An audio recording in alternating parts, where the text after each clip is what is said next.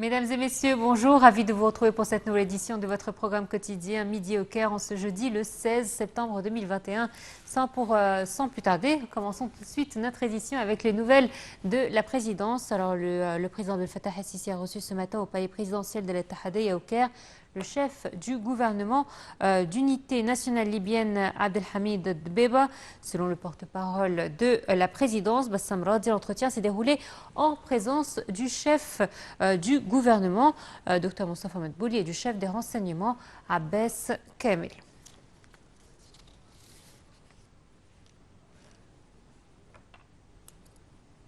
Le président Abdel Fattah el-Sisi a déclaré hier que l'Égypte poursuivait le développement de sa coopération avec l'Irak sur tous les niveaux.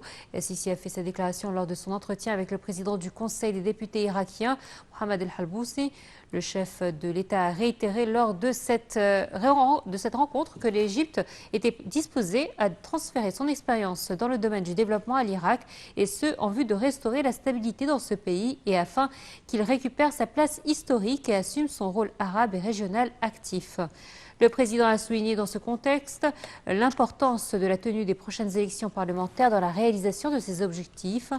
Al-Halboussi a de son côté salué le soutien qu'accorde l'Égypte à l'Irak en vue d'y restaurer la stabilité, aspirant à profiter de l'expérience égyptienne dans le domaine du développement et de la préservation des institutions de l'État.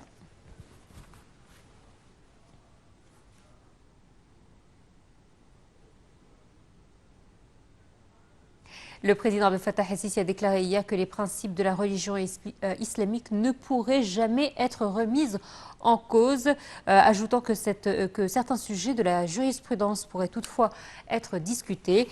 El-Sisi a ajouté que l'enseignement, les médias, la famille et la mosquée sont les piliers de la propagation de la conscience, indiquant que tout conflit entre la religion et le développement résultait des fautes humaines.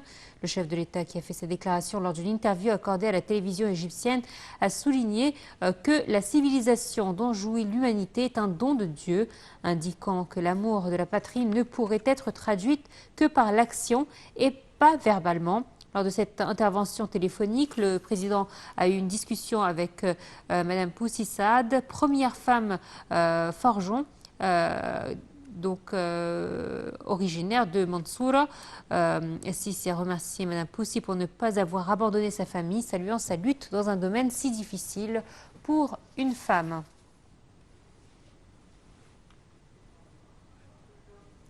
Et le chef de l'État a salué hier les lamaneurs du canal de Suez qui n'abandonnent jamais leurs devoirs ni leur poste pour gérer la navigation de cette importante voie maritime. Le chef de l'État a fait ces déclarations lors d'un tweet à l'occasion du 65e anniversaire des lamaneurs égyptiens. El-Sisi a apprécié le rôle joué par les lamaneurs égyptiens depuis la nationalisation du canal en 1956, et ce jusqu'à aujourd'hui. Il a expliqué qu'il déployait un grand effort afin de préserver la réputation internationale du canal de Suez, ce qui reflète la volonté et la bonne gouvernance égyptienne. Et les réunions de la 11e session du Haut Comité égypto-libyen conjoint se tiennent aujourd'hui au Caire en vue d'examiner les moyens de renforcer les relations bilatérales dans les différents domaines. Le chef du gouvernement, Moustapha Madbouli, a reçu hier à l'aéroport du Caire le président du gouvernement d'unité nationale libyenne, Abdelhamid Dbeiba, qui a entamé une visite officielle au Caire à la tête d'une délégation de haut niveau. Plusieurs accords et mémorandums d'entente doivent être signés lors des réunions du Haut Comité égypto-libyen conjoint. Les deux premiers ministres doivent tenir une conférence de presse conjointe à l'issue des réunions.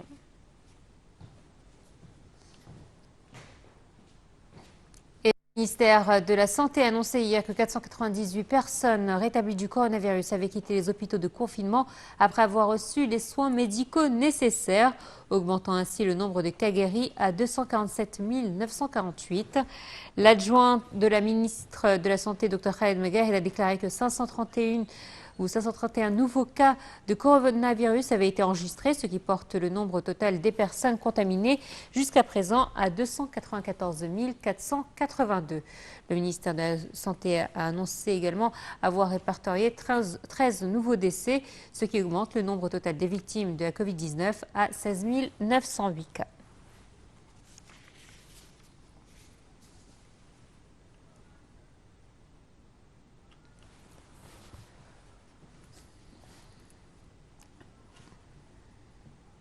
Le ministre du Pétrole et de la Richesse minière, Tarek El Molla, déclare que l'année passée avait témoigné de plusieurs achèvements par le secteur du pétrole dans les domaines de la prospection et du développement, indiquant qu'au cours de la prochaine période, les opérations de recherche et d'exploitation seraient intensifiées, notamment dans la région du Sahara occidental. Le point avec Barihan Falou.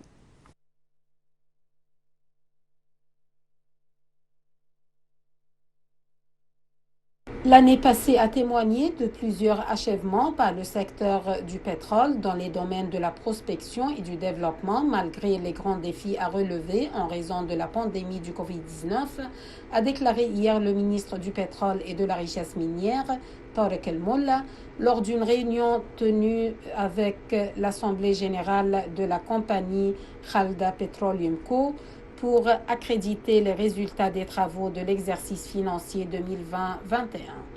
Le ministre a indiqué qu'au cours de la prochaine période, les opérations de recherche et d'exploitation seraient intensifiées, notamment dans la région du Sahara occidental.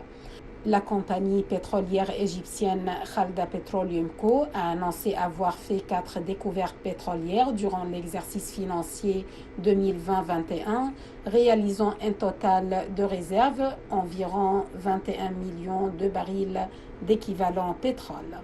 La compagnie a annoncé aussi que le total de ses investissements était estimé à 594 millions de dollars américains, ayant comme production quotidienne environ 615 millions pieds cubes de gaz et environ 115 000 barils d'huile brute.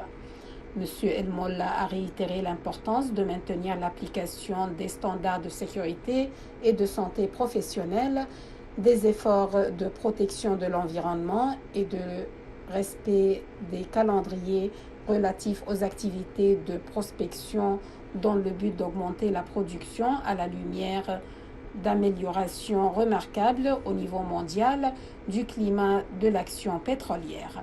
La compagnie de pétrole Karoun a pour sa part annoncé que le taux de production des champs du pétrole avait atteint 23 000 barils par jour, avec des investissements évalués à 127 millions de dollars.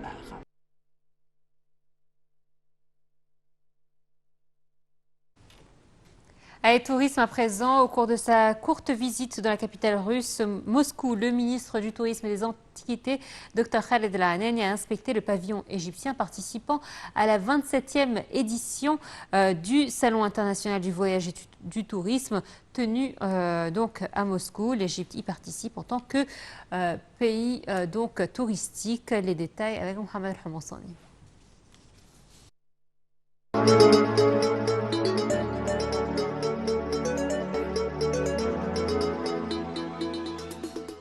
Au cours de sa visite dans la capitale russe Moscou, le ministre du Tourisme et des Antiquités, Dr Khaled El Anani, a inspecté le pavillon égyptien participant au 27e Salon international du voyage et du tourisme, au DIC Leisure 2021, tenu à Moscou.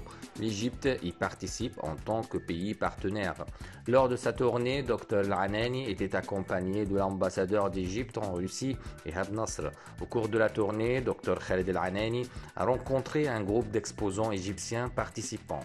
Il a discuté avec eux de leurs opinions et suggestions pour augmenter le trafic touristique vers l'Égypte en général et du marché russe en particulier. Dr El Anani a ajouté que cette participation créera de bonnes opportunités pour plus de communication efficace avec les partenaires de la profession sur le marché russe et d'échanges de points de vue pour faire avancer le mouvement touristique en Égypte en général. Le pavillon égyptien participant à l'exposition a recueilli l'admiration des visiteurs de l'exposition qui ont afflué en grand nombre et a témoigné d'une participation remarquable.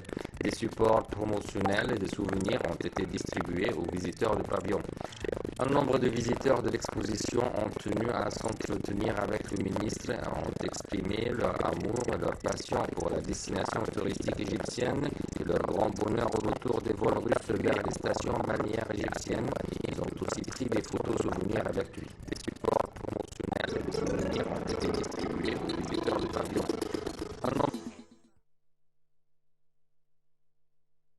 Et on termine avec du sport. Le nouveau sélectionneur de l'équipe d'Égypte de football, le Portugais Carlos Queiroz, est arrivé hier au Caire en provenance du Mozambique.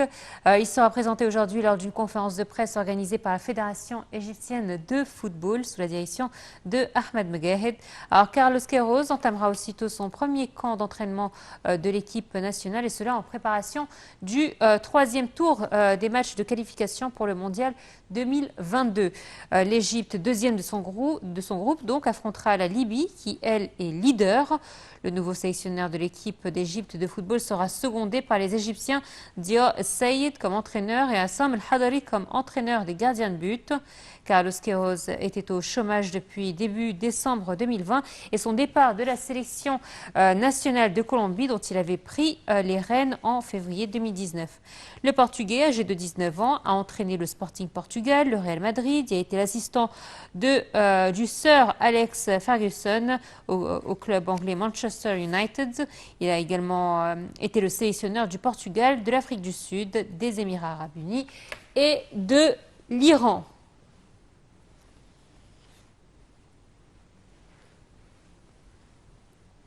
Et nous a rejoint par téléphone donc Hazem Skandarani, commentateur sportif. Bonjour. Bonjour. Alors c'est vrai que l'arrivée du nouvel entraîneur est attendue comme l'arrivée du Messi. Il faut le dire. En Égypte, il y a eu énormément de polémiques à la suite donc, des deux matchs précédents et ensuite du limogeage de Hossam El Badri. Aujourd'hui, nous attendons ce sélectionneur et je pense que la tâche sera lourde car il doit avoir une pression comme jamais. Tout à fait. Bien sûr, c'est une challenge, un vrai défi pour Carlos Queiroz. Mais effectivement, quand on parle de Carlos Queiroz, on voit bien que son histoire, comme vous venez de le dire, son CV est assez important. Donc, il a de l'expérience. Bien sûr, là, il ne faut pas oublier que c'était lui qui a présenté justement une des stars de football de notre siècle, justement à Manchester United. Et on parle justement de Cristiano Ronaldo. Alors, Carlos Queiroz, justement, c'est un des grands sélectionneurs au niveau mondial. Et je pense que vraiment l'espoir, le plafond de l'espoir avec lui monte assez haut pour notre équipe nationale. Et je pense qu'il a les moyens. C'est vrai que le temps est très limité parce que il lui reste que quelques jours avant de commencer, d'entamer sa mission avec l'équipe nationale pour confronter la Libye dans un écart de 3 jours de différence entre le premier et le deuxième match. Mais quelqu'un qui a son expérience, je pense qu'il est capable justement de travailler sur l'équipe et sur nos joueurs. Surtout que c'est quelqu'un qui possède sur le plan tactique des moyens assez importants. Alors le fait que Dio Saïd et Assam El-Hadari le secondent, est-ce que c'est un bon choix? Oui, bien sûr. C'est vrai que là, pour Dio Saïd, il a un privilège très important. Il est non seulement un bon sélectionneur qui connaît bien nos joueurs, mais aussi il connaît personnellement si on veut, les joueurs principaux de notre équipe nationale aujourd'hui, parce qu'il était leur sélectionneur quand il était quand on jouait dans l'équipe nationale, quand on jouait dans l'équipe nationale olympique. Donc il connaît bien ces jeunes. Il connaît bien les joueurs, il connaît bien leurs moyens, leur potentiel. Donc, il va aider justement Carlos Queiroz à connaître mieux les capacités, les moyens de chacun de nos joueurs. Donc ça, c'est un côté qui est très important. En plus du côté tactique, il a une connaissance au niveau tactique assez important et je pense qu'il va bien travailler en collaboration avec Carlos Queiroz. Il va remplir vraiment les points, les questions qui peuvent passer par la tête de Carlos Queiroz concernant les capacités de nos joueurs.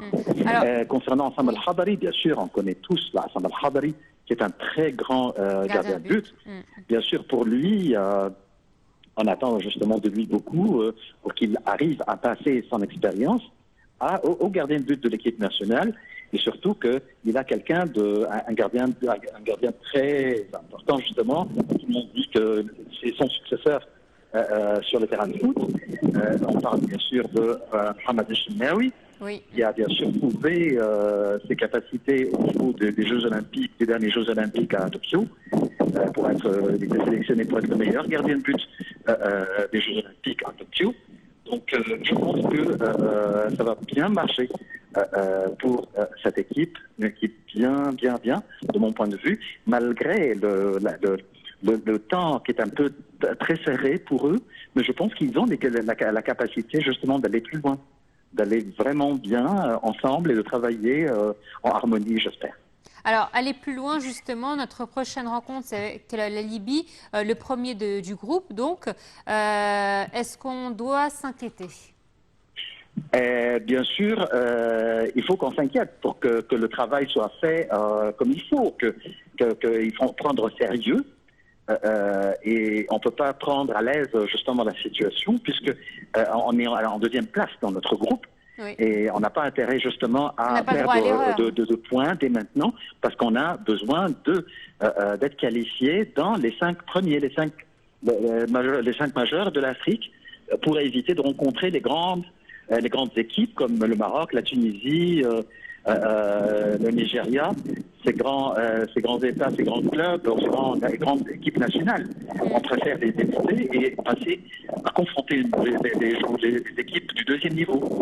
Donc on a intérêt justement à gagner tous nos matchs et surtout, bien sûr, les 2 matchs aller-retour contre la Libye, puisqu'ils sont en tête actuellement du groupe. Donc il faut qu'on gagne tous les matchs qui restent. C'est vrai que c'est bien qu'on va commencer ici en Égypte, que le premier match sera ici en Égypte. Ça va, je pense, être favorable pour notre équipe et bien sûr pour notre sélectionneur et ses coéquipiers. Donc je pense que le prochain match va dire beaucoup pour l'avenir de l'équipe nationale avec Carlos Queiroz. Et on a l'espoir justement de faire un match de qualité. On l'espère. Au niveau de la performance de notre équipe. On l'espère. Hazem Skandarani, merci à vous d'avoir été des nôtres ce matin dans notre programme. Voilà, c'est ainsi donc que prend fin cette édition de votre programme Midi au Caire. Très bonne suite de programme sur Naïve International et à très bientôt. Au revoir.